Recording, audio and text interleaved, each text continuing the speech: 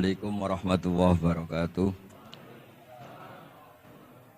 Nahmaduka ya ghafuru ya syakuru wa salli wa sallim barik ala sayyidina wa ala Muhammadin wa ala alihi wa sahbihi asma'in amma ba'du. Alhamdulillah kalau sakit bayar utang ini sama Habib Jinten, karena beliau pernah rawuh di mbah saya di Fakhriyah.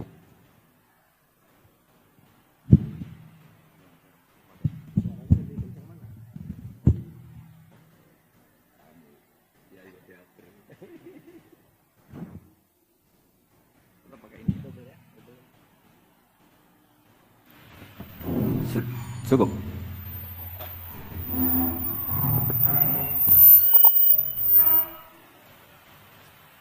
Bon, cekap. Terus dulu 3 tahun yang lalu kalau nggak salah beliau rawuh di Pondok Fakhriyah, itu milik mbahnya Ki Hamid Pasuruan, juga masih mbah saya Ki Abdullah bin Umar. Mbah saya namanya Fatimah binti Idrus bin Umar. Masih ingat saya ketika itu beliau menyebut satu ayat, wattaba'tu millata abai. Ini kata beliau Ustadz Mansur, umumnya orang tuh ingat kehormatan bapak-bapaknya yang keren-keren. Tapi kata Habib Jinten, baca wattaba'tu, yang penting tuh ikutnya, bukan bapaknya. Saya masih ingat. Terus Gus-Gus diem semua. Sadar kalau dimarahin Habib Jinten. Jadi, ya Gus-Gus diluk semua, tak tanya kenapa diluk. Ini orang dari Jakarta kok marah Gus-Gus. Ya itu unik, itu cara istidlal guru-guru kita. Jadi kalau wattaba'tu millata abai, kata beliau rohnya itu di wattaba'tu itu.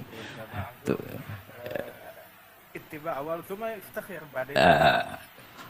Ittiba awalan baru bangga dengan bapak-bapaknya. Jangan bangga dulu, nggak ittiba gitu. Jadi alim dulu, baru bangga Habib Jinten. Jangan bangga muridnya Habib Jinten, ndak alim-alim. Gitu Beb. Ya. Jadi memang saya secara sengaja cerita sanad ini saya baca Mas Jamal ya, panggilannya apa? Mas Jamal ya. Pertama saya baca Al-Iqdul Farid, ini karangannya Said Muhammad bin Alawi. Di sini saya baca supaya barokah dari karangannya Sayyid Muhammad. Di antara orang yang beliau sebut dari ulama Indonesia, beliau ngendikan Al-Habib Al-Mu'ammar Ali bin Abdurrahman bin Abdillah Al-Habsyi. Wal-Habib, ya kuitang ini Bebe. Ya, jadi juga. Ya, ini juga jad beliau dari omnya Wal-Habib Ali bin Husain bin Muhammad Al-Attas, Sahibit Tad. Wal-Habib Hamid bin Muhammad bin Salim Asyiri. Wal-Habib Muhammad bin Ahmad bin Zain Al-Haddad. Wal-Habib Syekh bin Salim bin Umar Al-Attas. Nah ini Wal-Habib Salim bin Ahmad bin Jinten bin Syekh Abu Bakar bin Salim. Ini kitab karangannya Sayyid Muhammad bin Alawi. Terus ketika beliau cerita Sanad Ad-Darimi, Sunan Ad-Darimi, beliau ngendikan Arwi Sunan Ad-Darimi andis Sayyid Salim bin Jiddan, Alian anil Habib Utsman bin Abdillah bin Akil bin Yahya Al-Alawi, Mufti Batawi. Ya, An Utsman bin Hasan Ad-Dimyati anil Amir Al-Kabir. Jadi keberadaan Habib Salim ini mudawan, selain faktanya beliau sering taklim juga mudawan dibukukan. Saya pernah hormat kholnya Syekhona Khalil. Di situ di antara manaqibnya ditulis min ajalli ta'lamidhi Salim Al-Habib An-Nasib Salim Maula Jinten, Alu Jinten disebut di situ. Jadi ini bukan cerita untuk tafakhur, bukan untuk fakhriyah, tapi ini memang fakta. Untuk Fakhriyah, karena pondoknya buyut saya juga namanya Fakhriyah, Minal Fakhriyah ilal Fakhriyah. ya minal Fakhriyah ilal Fakhriyah. Nah ini tentang sanad. Tadi saya sudah mentasihkan beliau dan beliau menguatkan hujah kita. Dulu ketika Habib Salim banyak orang yang menyalahkan orang pakai celana, nanti jenengan yang cerita. Beliau juga bela kultur itu. Saya pernah baca di kitabnya Said Muhammad Alawi, judulnya itu Manhajus Salaf fi Fahmin Nusus. Di kitab saya itu halaman 423. Nanti bisa dicek halaman 423. Di situ ada kata-kata wa kanat sunnatu Rasulillah sallallahu alaihi wasallam annahu yat'amu ma yajiduhu fi ardi wa yalbasu ma yajiduhu wa yarkabu ma yajiduhu mimma abahahu wa ta'ala. Terus beliau cerita, siapapun yang makan faman at'amama yajituhu fi ardi fahuwa al-muttabi' sunnah kama annahu hajjal baita min madinati nafsi faman hajjal baita min madinati nafsi fahuwa al-muttabi' sunnah. Jadi supaya perasaan orang Indonesia ketika berpakaian seperti ini, seperti saya, seperti teman-teman ini tetap tercantol, tetap terhubung oleh Rasulullah Shallallahu Alaihi Wasallam. Misalnya Nabi, karena beliau itu orang Madinah, tentu hajinya atau mikotnya dari Dzul Khulaifah. Karena kita orang Indonesia liwat Yalamlam ya harus liwat Yalamlam. Waqata Rasulullah li ahli Madinah Dzul Khulaifah, wa li ahli Syam al-Juhfah, wali ahli Najdin Kornan, wali ahli Yaman Yalamlam. Jangan mentang-mentang ikut sunnah Nabi terus orang Yaman mikotnya dari Dzul Khulaifah, orang Sam juga dari Dzul Khulaifah. Semua itu harus min madinati nafsi. Sama seperti Rasulullah tiyat amu ma yajiduhu fi ardi, kita juga nat'am ma najiduhu fi ardina. Sehingga jangan sampai umat Islam yang perilakunya keseharian ini sudah baik, kemudian merasa tercerabut dari sunnah Rasulullah Shallallahu Alaihi Wasallam. Karena Nabi sebagaimana kita ingin dan kita tahu, ketika ada orang Arabi bilang Allahumma arhamni wa Muhammadan wala tarham ma'ana ahadan, ya Allah hanya saya dan Muhammad yang perlu engkau kasihani, yang lain jangan. Kata Nabi, laqad tahajjarta wasi'an, rahmat Allah yang luas ini kamu persempit hanya karena mungkin kita orang Jawa, orang Indonesia. Makanya saya ini bangga ngaji sama Mbah Mun. Beliau orang Jawa, saya ngaji juga hanya di Indonesia. Tapi guyonannya Mbah Mun dulu itu lucu. Wong koyok kon tuh kayak orang Jawa, kayak kamu tuh mesti ada yang alim. Karena Islam ini kafatal linnas. Makanya yang ahli nahwu itu Imam Sibawayh, padahal beliau Persia. Imam Ghazali juga bukan orang Arab, tapi alim hujatul Islam. Karena Allah ingin memaklumatkan bahwa agama ini kafatal linnas, bukan milik orang Arab saja, bukan milik siapa saja, tapi kafatal linnas. Makanya kita harus bangga dengan tradisi para habaib. Ada Rauhah Bukhari. Bukhari itu kita tahu namanya itu Muhammad bin Ismail bin Ibrahim bin Mughirah. Setelah itu sudah namanya bin Bardasbah. Maula al-Ju'fi, ini Bardasbah itu orang yang dulu diislamkan keluarga al-Ju'fi. Itu Mbah Mun kalau guyon itu Bardasbah cara Jawa mbok parmin mbok parlan. Tapi nyatanya dia putu alim alamah namanya Imam Bukhari. Artinya kita tentu sepakat, sangat-sangat sepakat, sangat menghormati orang-orang yang arfa'u minna nasaban kayak para habib. Tapi para habib juga mau ngakui kayak pakai Bukhari as-Sahihul Kutub ada kitab Bilal Bukhari. Sehingga memang nggak pernah ada masalah secara sanad, secara tradisi. Di kitabnya Sayyid Muhammad ini ada sanad dari ulama India yang orangnya juga macam-macam dari marga macam-macam. Jadi saya mohon barokahnya sanad ini kemudian kita tahu apa sih sanad itu. Sanad itu ya kadang-kadang harus lewat orang yang mungkin kita tidak cocok. Dulu itu ada sahabat tanya, kalau mencium istrinya pas Ramadan itu sah apa enggak? Kebetulan ditanya itu Maimunah. Enggak tanya Saudah karena sangat yakin enggak itu, kalau Saudah itu enggak. Itu Maimunah jawabnya, kalau kita enggak ngalamin, coba tanya Aisyah yang potensi ngalamin dicium pas Ramadan. Sebetulnya istri yang Nabi itu sama Aisyah itu ya agak gimana yang namanya Doro itu ya rival. Akhirnya tanya, ya Aisyah, gimana hukumnya lelaki mencium istrinya pas Ramadan? Ya dijawab sama Aisyah, qabbalani Rasulullah bahwa shaim. Yang lainnya nggak bisa jawab, nggak ngalami.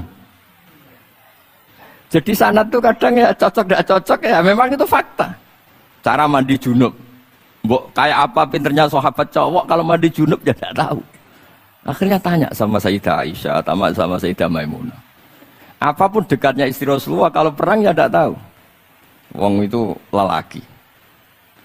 Begitu juga afdhalus sahabah kayak Abu Bakar, kadang harus mendapatkan hadis dari orang-orang yang nyon sewu agak deso. Bahkan kadang maula kayak Sauban, kayak Rabi'ah bin Ka'ab. Orang-orang biasa sekali. Khodim dulu. Tapi ini kan barokahnya khodim itu tahu keseharian Rasulullah SAW di dalam. Misalnya Anas. Apa kenangan kamu dengan Rasulullah? Kenangan saya itu saya khodam tu Rasulullah SAW asyra sinin.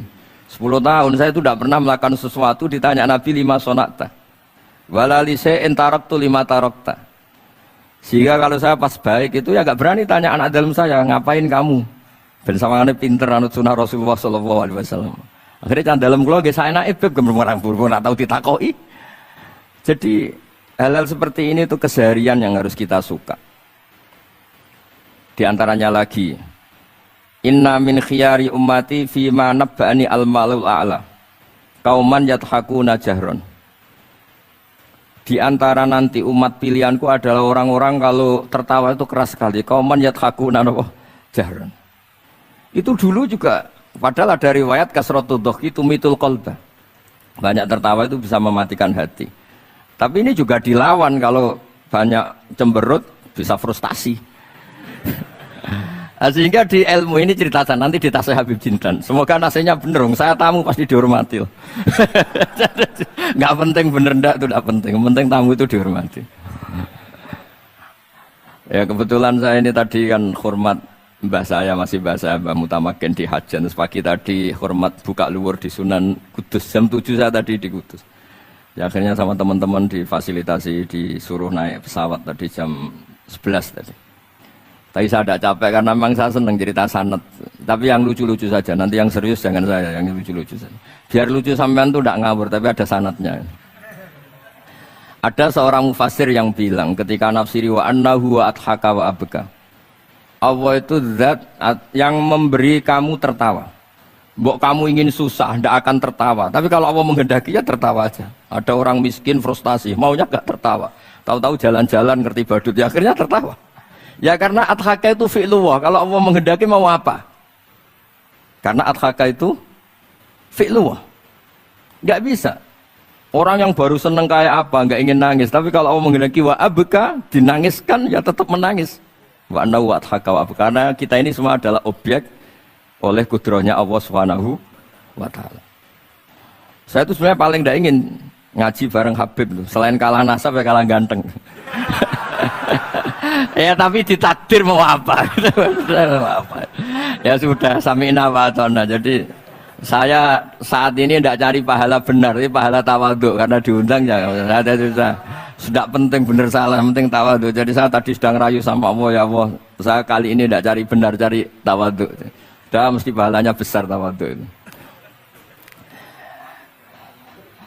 Jadi supaya Islam ini gampang ya. Saya pernah cerita ke kiai yang khusyuk. Kalau sholat lama sekali, tak cerita ini hadis. Nabi itu gak pernah menegur orang yang sholat cepat. Yang ada itu sanad negur sholat lama.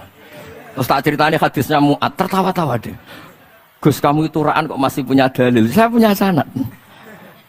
Ada nggak sanad Nabi negur orang yang baca surat pendek? Nggak ada. Yang ada itu yang baca surat panjang. Nanti bisa direvisi sama Habib Jitin kalau nggak cocok. Tapi ini yang rileks saja. Karena potongan Islam Jawa ini kalau tidak berat nggak akan kuat. Jadi ya sudah. Inna minkum munafirin katanya Nabi. Sholat yang terlalu lama itu munafir kata Nabi. Afattanun anta ya Mu'ad. Kamu bikin umat ini nggak nyaman karena kalau kamu jadi imam itu lama sekali. Ini alhamdulillah betul. Hadis ini harus kita hafal betul. Nah, supaya Islam ini meskipun pilihan-pilihan keseharian itu ada sanad itu saja kepentingan saya. Yat'amu ma yajiduhu fi ardi wa yalbasu ma yajidu wa yarkabu ma yajidu. Saya sering beb di tahun desa-desa Gus anak kula tahnik cethaki Gus tapi mboten enten kurma wis nganggo degan ae. Lho Gus dari kiai-kiai ku kurma. Kurma itu halawiyat. Ya degan juga termasuk halawiyat. Ya sudah. Kalau kamu ingin sunnah Rasul, Nabi gak pernah sholat di Indonesia. Berarti kalau kamu sholat ke Mekah dulu kata. Maksud saya supaya orang itu nyaman dengan Rasul. Ya itu hadir di semua sisi kehidupan kita. Kalau dalam istilah Sayyid Umar Hafid, Faruhu Muhammadin sallallahu alaihi wasallam awsa' wa asra'. Kalau kamu bisa tawassul dengan Nabi Ibrahim, Nabi Musa dan beliau-beliau bisa datang ketika Lailatul Mi'raj untuk hormat Rasulullah sallallahu alaihi wasallam di Baitul Maqdis, Faruhu Muhammadin awsa' wa asra' kata beliau. Jadi bisa datang di kapan saja di mana saja. Jadi jenengan meskipun di Indonesia tidak usah khawatir, kita semua ini dilihat Rasulullah sallallahu alaihi wasallam. Dan cara lihat Nabi itu gampang. Tidak kayak kita. Kata Rasulullah, hayati khairun lakum wa mamati khairul lakum. Saya kalau masih hidup juga baik untuk kalian. Anda bisa cerita hadis dengan saya, sering bercengkrama. Dan ketika saya wafat kata Nabi, saya sudah dekat sama Allah Ta'ala. Kalau melihat kamu baik, saya muji Allah. Kalau melihat kamu salah, saya mintakan ampun. Makanya saya ini jenis kiai yang jarang istighfar. Ini bukan karena sombong. Saya ulang lagi, bukan karena sombong. Saya itu pengagum Sufyan As-Tsauri, itu diantara khasnya itu jarang berdoa. Ketika ditanya, kenapa kamu jarang berdoa? Selagi saya ngajar, kata beliau ini, selagi saya ngajar, itu masuk hadis ala khulafa'i rahmatullah. Waman khulafa'u kaya Rasulullah alladhina yuhyuna ma amatahun nas min sunnati. Jadi kalau saya baca Bukhari, otomatis dapat doanya Nabi ala khulafa'i rahmatullah. Timbang kamu doakan nangis-nangis gak jelas mandinya, mendingan mulang gitu. Terus kedua, doa hamalatil arsy. Alladzina yahmiluna al-arsya wa man hawlahu yusabbihuna bihamdi rabbihim wa yu'minuna bi wa yastaghfiruna. Kita semua sudah diistighfari sama malaikat hamalatul arsy. Rasulullah juga wastaghfir li dzambika walil mu'minina wal mu'minat. Fastighfaru Rasulillah qad kafana wa fawqal kifayah, kata beliau. Artinya gini, kalau Kangkang jarang istighfar jangan karena sombong, manfaatkan fasilitas ini. Jadi semua itu jangan sampai kita ada istighfar karena jafa, karena jafatul qalb, karena qaswatul qalb. Enak lah kalau ada fasilitas gitu, ada fasilitas. Itu kalau saya pidato di depan Gus-Gus. Kalau di depan Habib Mbak berani, di depan Gus-Gus. Itu ada yang setengah beling, setengah ada alim, ada yang alim. Terus yang beling-beling pesan sama saya, Gus tolong bela kami maksudnya. Ya kadang-kadang mubalek kan order pesenan itu. Terus tak bacain ayat, walladzina amanu wattaba'athum dzurriyyatuhum biimanin alhaqna bihim dzurriyyatahum wama alasnahum min amalihim min syai'. Orang aba-abanya iman, anaknya iman itu nanti surganya disertakan mbahnya, meskipun kelas amalnya ndak sama. Jadi mbah-mbahnya alim alama, anaknya yang ndak alim nanti surganya sama-sama yang alim. Kenapa sih kalau ada fasilitas nggak dipakai? Pakai aja, nggak apa-apa kan? Yang alim yang komplain. Sudah kamu yang alim dihormati, dicucup, salami template, yang ikhlas saja, tidak usah protes kata saya gitu.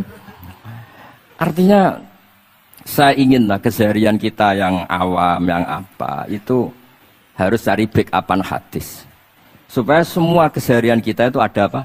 Sanad. Misalnya sampean kalau malam itu nggak bisa tidur. Tahajud ndak, witir ndak, ya mutolaah ndak. Tapi lihatlah itu sebagai tarkul ma'asi. Apa tarkul ma'asi? Alhamdulillah. Malam ini saya ndak zina, ndak maling, ndak dugem. Coba kalau kamu malam-malam di kamar, itu namanya apa? Ndak tahajud, ndak witir kan? Tapi kamu harus syukur karena itu tarku zina, tarku sarikoh, tarku kada wa kada. Supaya kamu tetap syukur sama Allah Ta'ala. Ithmamin mubahin ila wa yatahaqqaqu bihi tarku haramim ma. Setiap mubah yang kita lakukan pasti di saat itu ada haram yang kita tinggalkan. Makanya dulu banyak orang-orang soleh yang semalaman tuh guyon tok. Guyon sampai pagi. Bukan karena ingin urakan, enggak. Karena mengalahkan setan. Malam itu godaan mungkin ingin ngintip siapa itu masih kuat sekali. Ingin nonton siapa itu kuat sekali. Terus setan dilawan dengan guyon. Ternyata setelah guyon tuh asik, tahu-tahu pagi dan dutanya selesai. Oh itu setan bisa setruk melawan orang alim seperti ini. Karena nilainya tarkul masih. Meskipun dengan cara guyon, karena kalau yang cara wiridan itu calon wali, Beb. Kalau yang nggak calon wali, ya pokoknya tarkul maksiat. Maksud saya supaya harian kamu yang biasa-biasa saya ini menjadi luar biasa karena ada sanad. Ada apa? Ada sanad. Makanya dulu ulama-ulama itu kalau ngelawan setan itu pakai faroh, pakai seneng. Karena setan tuh paling seneng kalau melihat orang mukmin susah. Kalau susah terus ngersulo, kalau ngersulo gugat kodok qadar. Disebut innaman najwa minasyaiton liyahzunal ladzina amanu. Jadi setan tuh targetnya supaya orang mukmin itu resah. Kalau resah gugat. Pertama gugat orang tua. Ngapain sih jadi anaknya orang miskin? Jadi susah kita kan. Kalau yang nggak mulia ngapain jadiannya Parman? Kalau saya Habib kan langsung mulia, kalau Gus kan langsung mulia. Gugat orang tua, gugat sana, gugat sini. Tapi kalau kamu sudah seneng, wajah pesek, welek, keriting, sawan ngerah karuan. Kan nambah gugat siapa-siapa? Ya sudah, yang kebaik kul bifadlillah, birahmati, fabidzalika falyafrahu. Jadi saya ingin semua itu senang bifadlillah, birahmati, yang rileks, yang Saya ini kalau nuruti capek-capek. Tadi malam saya di Mbah Mutamakin, tadi pagi hormat Sunan Kudus. Terus tadi naik pesawat, datang mandi langsung hormat. Kalau itu dihitung capek, capek. Tapi kalau dihitung senang ketemu Habib Jintan, ketemu jenengan. Kesempatan seperti ini nggak gampang. Ya sudah selesai. Makanya ini latihan ya, latihan terus. Saya ulang lagi apa, latihan terus. Supaya Islam itu ada di semua sisi hidup kita. Tuh, saya pernah cerita, sering cerita di mana-mana itu. Ada wali itu istrinya cerewetnya bukan main. Wah itu semua muridnya sudah tak biayai kamu cerai, nanti tak ganti istri yang lebih baik lebih. Nggak mau cerai alasannya apa? Ini wanita bahaya sekali. Kalau sampai dinikah orang lain, kasihan orang lain dapat musibahnya. Biar saya aja yang ngalami kata-kata wali itu. Jadi dia ada ingin, makanya ada juga kiai di santri buling di rumah teh. Santri ini nak pindah pondok, ngerusak pondok uang, mendingan pondok kuai. Jadi dia handle. Terus sekarang apa? Dia handle daripada ngerusak pondok orang lain, mendingan pondok saya saja. Jadi cerita-cerita seperti ini harus kita kaji, supaya semuanya itu pakai sanad ilmu. Sama lihat di kitab Ihya itu, ada bab-bab di Ajaibul Qalb. Apa di bab apa Ajaibul? Di situ kayak apa Imam Ghazali memerankan orang-orang pilihan Allah yang menjadi gampang melihat keseharian. Misalnya gini, misalnya Islam zaman akhir kan katanya tantangannya banyak. Coba kalau baca ayat wa ya'ballahu illa yutimma nurah wallahu mutimmu nurih. Agama ini milik Allah, diurus oleh Allah Ta'ala. Islam ke Indonesia itu enggak ditunggoni Nabi. Nabi sudah intaqala ila rafiqil a'la. Kadang di kampung-kampung di Islam nomodin. Ya jalan karena ini agama Allah. Kita ditinggal-tinggal orang yang lebih baik ketimbang kita. Islam kita tunggui. Ya jalan, memang ini agama Allah yang ngurus Allah. Kamu tidak usah khawatir. Jadi seneng kita bukan karena dablek, karena yakin jaminan Allah Subhanahu wa Ta'ala. Jangan sampai kamu itu seneng karena dablek, karena arogan, jangan. Karena bidomanillah, yakin bidomanillah wa bikafalatillah. Seperti senangnya Sayyid Abdul Muttalib. Ketika Ka'bah mau dirubuhkan Abraha, ada penyerangan Abraha. Ini yang Mbah Mun sering cerita ini. Wah itu semuanya kalah. Terus takok, man Sayyidu Hadil Wadi. Siapa tuan di sini? Abdul Muttalib. Abdul Muttalib itu datang dengan wibawanya yang luar biasa. Abraha itu sampai bingung dia. Kalau duduk di singgasana dia disalahkan orang banyak. Karena raja kok duduk berdua sama orang yang tidak raja. Kalau Abdul Muttalib di bawah, dia nggak punya nyali karena ada haibahnya Sayyid Abdul Muttalib. Oh, oleh takdim luar biasa. Setelah itu tanya, apa keinginan kamu? Saya tidak ingin perang, saya hanya ingin merobohkan Ka'bah. Ternyata Sayyid Abdul Muttalib jawabnya apa? Unta saya yang 100 lo kembalikan dulu, tidak usah cerita Ka'bah. Kagetnya bukan main Abraha. Kamu ini pemimpin yang nggak benar. Ka'bah itu dinu kawadinu abaik, itu kan agama kamu. Mau saya robohkan kamu malah bicara onta. Ini kamu itu pemimpin model apa? Jadi saya nyesal hormat kamu. Ternyata kamu mental kamu hanya mikir apa? Onta. Tapi jamnya Abdul Muttalib itu unik. Inna lihadal bait rabban hamaluk. Onta itu milik saya, kembalikan dulu. Kalau Ka'bah itu milik Allah, nanti diurus yang punya. jadi dibalik seenaknya itu ada tauhid yang luar biasa. Makanya saya termasuk kiai yang nggak susah kalau mau mati. Kalau mau mati, mati aja. Saya udah mikir kalau setelah saya ini agama gimana ya, gak gimana mana mau agamanya Allah Ta'ala. Jadi dibalik ya secara lahir kan seenaknya. Ternyata innal hadal bait rabbana hamahu. Kabeh itu ada yang punya, nanti biar diurus yang punya. Nah maksud saya kalau jenengan ini kan insya Allah dablek semua. Kawin ya nggak mikir istri saya nanti makan apa, ya kan? Masa depan kamu ya tidak dipikirkan, warisan nggak punya apa-apa, nggak punya ya sudahlah. Bukan karena dapet, karena tawakal. Itu saja pokoknya saya ingin ngomong, pokoknya perilaku Anda keseharian itu jadi energi toat, ya. Perilaku keseharian Anda ini jadi energi apa? Itu saja. Barokahnya kamu ngaji nopo sanad. Itu dulu ada ulama miskin sekali. Itu tiap pagi datang ke gunung paling tinggi, terus dia duduk itu agak-agak angkuh itu. Siapa yang lebih raja ketimbang saya? Terus ditanya, kamu tidak raja kok merasa? Ukuran raja itu tidak ada yang berani nyurus. Di sini juga tidak ada yang berani nyurus saya. Lu itu sudah bisa syukur sampai mati. Karena sekali dia kumpul orang, lihat orang naik Alphard ngeluh, lihat orang punya istri cantik ngenes, lihat apa ngenes daripada gitu naik ke gunung. Siapa yang bisa menandingi keladatan saya dalam hidup ini? Ana ma'allah wabillah ngomel-ngomel sendiri. Tapi itu cara dia syukur. Cara dia apa? Syukur. Dan akhirnya betul dia punya sanad. Mangkana aminan fi sirbih mu'afan fi jasadi intahu kuntu yaumi faka'anna ma khizat lahu dunya bihadzafiriya. Ya sebentar orang itu sehat, ya aminan fi sirbi mu'afan fi jasadi intahu kuntu yaumi faka'anna ma khizat lahu dunya bihadzafiriha. Jadi ini madhab saya, karena saya diundang di sini Pak Habib Jiddan juga ingin khas saya. Jadi kalau saya pura-pura tawadhu, pura-pura baik kan kaget. Kenapa Gus Bak sekarang jadi baik kan nanti? Ya ini anggap saja jujur. Ya kok rubah itu.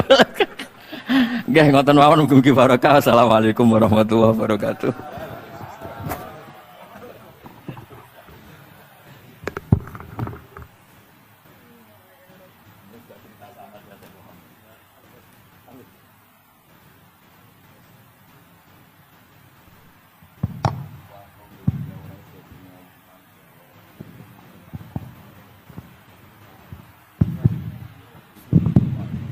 Alhamdulillah, tadi sudah kita dengarkan dari Gus Baha yang tetap memelihara orisinalitasnya. Ya, karena kalau berubah katanya nanti Habib Jiddan nyesel ngundangku malah berubah katanya. Bukan yang saya lihat di YouTube katanya gitu ya. Alhamdulillah masih campur bahasa Jawa juga walaupun di sini banyak orang Betawi yang gak ngerti. Dan saya bahasa Jawa itu bentuk tawadhu saya. Berarti saya kayak lokal hanya kayak Jawa. Saya sering dikomplain orang. Gus Anda ini kiai nasional atau bahasa Indonesia. Justru ini bentuk tawadhu saya. Kamu itu nggak pernah rasanya jadi kiai gitu. Nabi-nabi saja dulu aja iskola li kaumi. Jadi hanya terus akhirnya jangan ngawur saja masih punya dalil gitu. Jadi saya bahasa Jawa itu justru tawadhu saya. Saya merasa kiai ya di daerah saya, di komunitas saya. Udah merasa kiai global, kiai nasional. Nabi-nabi dulu aja iskola li kaumi. Kecuali banyak Habib Jiddan ini yang ila kafatil khalq, yang lainnya itu kaumi semua. Sebenarnya saya tidak ingin berargumentasi supaya kamu tahu bahwa pilihan saya itu ada sanad itu aja.